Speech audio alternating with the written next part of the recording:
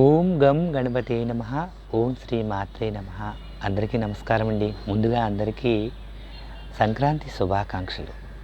ఈ సంక్రాంతి ప్రాముఖ్యత మన హిందూ సాంప్రదాయాల్లో ఎనలేని ప్రాముఖ్యత ఉంది. ఇది 3 రోజులు పండగ అని, మొదటి రోజున భోగి అని, రెండో రోజున మకర సంక్రాంతి అని, మూడో రోజు కనుమ పండగ అని అంటారని ఇది అందరికీ తెలిసిన విషయమే.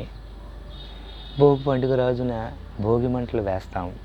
ఇంట్లో ఉన్న పెద్దవారు రేపు పనికిరానివి పాతవి ఏమన్నా ఉంటే ఆ మంటలో వేసేయండిరా అని అంటారు కదా, మనం కూడా వేసి చలికాగుతాం. కానీ దీని ఆధ్యాత్మిక దృష్టితో మనం చూసినట్టయితే మన జీవితంలో కొన్ని ఫెయిల్యూర్స్, బ్యాడ్ హ్యాబిట్స్, ఇబ్బంది కలిగే సంఘటనలు అన్నీ కూడా ఆ మంటల్లో వేసామని, అవి కాలిపోయినాయని భావం చేయాలి. అసలు సంక్రాంతి అంటేనే సరికొత్త కాంతి అని అర్థం. ఈ బాధ పెట్టే సంఘటనలు వదిలేసి సరికొత్త జీవితాన్ని మొదలు పెట్టమని దీని యొక్క ముఖ్య ఉద్దేశం. అలాగే పురాణం ప్రకారం గోదాదేవి ఆ రంగనాథుని అర్చించి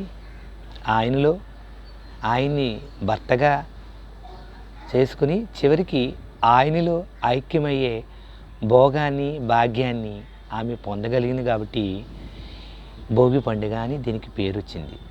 అలాగే ఇక రెండో రోజు మకర సంక్రాంతి. మకర సంక్రాంతి అంటే సూర్యమానం ప్రకారం ధనుసు రాశిలోంచి మకర రాశిలోకి ప్రవేశించడాన్ని మకర సంక్రాంతి అని అంటారన్నమాట. మన జ్యోతిష్య శాస్త్రం ప్రకారం 2 అయినాలు ఉన్నాయి. ఒకటి ఉత్తరాయణం, 2 దక్షిణాయనం. ఈ రోజుతోటి దక్షిణాయనం అయిపోయి ఉత్తరాయణం అనేది మొదలవుతుంది అన్నమాట. దీన్ని చాలామంది పెద్ద పండుగ అని అంటారు. ఇది పెద్ద పండుగ కాదండి, ఇది పెద్దల పండుగ. ఈ రోజున మన కుటుంబంలో చనిపోయిన పెద్దవాళ్ళ పేరు చెప్పి దాన ధర్మాలు, అలాగే తర్పణాలు అని వదులుతారు. అలా చేయటం వల్ల వారి యొక్క ఆశీస్సులు మనం పొందుతామని భావన చేస్తూ ఉంటారు అన్నమాట. ఇక మూడో రోజున కనుమ పండగ.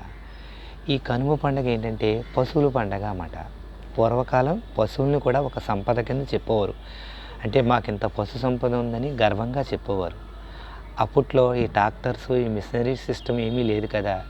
పంటలు పండించడంలో, ఆ పండిన పంట మన ఇంటికి తీసుకురావడంలో పశువుల ప్రాముఖ్యత ఎనలేనిది. అందుకే ఆ పశువుల్ని స్నానం, శుభ్రం చేసి పసుపు, కుంకుమ, పువ్వులతోటి వాటిని అలంకరించి, వాటిని పూజించి గౌరవిస్తారన్నమాట. అలాగే ఈ పండగ వెనకాల ఉన్న ఆరోగ్య రహస్యాలు ఏంటంటే, చిన్నపిల్లలకి భోగిపళ్ళు పోస్తారు కదా, అదేనండి రేగిపళ్ళు. ఈ రేగిపళ్ళులో కే విటమిన్ అనేది ఎక్కువగా ఉంటుంది.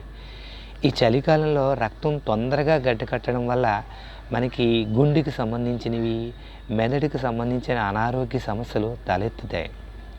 ఈ రేగిపళ్ళు తీసుకోవటం వల్ల అందులో ఉండే కే విటమిన్ రక్తాన్ని పలచడం చేసే తత్వం ఉండటం వల్ల అటువంటి సమస్యలు రావు. ఈ రేగిపళ్ళలో కే విటమినే కాకుండా ఇంకా చాలా విటమిన్లు ఉన్నాయి, ఏసి అవి కూడా ఉన్నాయి.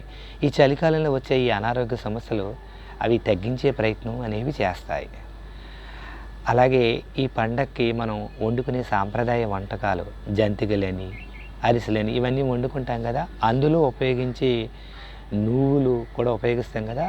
ఆ నువ్వుల్లో ఉండే కాల్షియం ఈ చలికాలంలో వచ్చే నొప్పుల్ని తగ్గిస్తుంది. అంతేకాకుండా ఒక సామెత ఉందండి, నువ్వుల్ని గనక మనం తీసుకుంటే 100 ఏళ్ళు పాటు 100 అనారోగ్యాలు రాకుండా మనం ఉంటామట. అమ్మ చేతి కమ్మనైన వంట, సృష్టిలో తీయనేది స్నేహమే. అలాంటి పాత స్నేహితుల కలయిక, మనసులో మధురానుభూతులు, చిన్ననాటి జ్ఞాపకాలు. మన ఊరి పేరు వింటేనే మనసులో ఏదో తెలియని ఆనందం, సంతోషం కలుగుతుంది కదండి. అదే బహుశా పండగ అంటేనేమో. ఈ విధంగా ఈ సంక్రాంతి పండగ ప్రాముఖ్యతను మీరు అందరూ అర్థం చేసుకున్నారని, ఆ ప్రత్యక్ష దైవం అయినటువంటి సూర్యనారాయణమూర్తి మనందరికీ భోగభాగ్యాలు ఇవ్వాలని నేను మనస్ఫూర్తిగా కోరుకుంటున్నాను. మీ సూర్యప్రకాష్, ఆస్ట్రాలజర్, విశాఖపట్నం. ధన్యవాదములు. మీకు ఈ వీడియో నచ్చినట్టయితే కొంచెం లైక్ చేయండి, షేర్ చేయండి, సబ్స్క్రైబ్ చేయండి.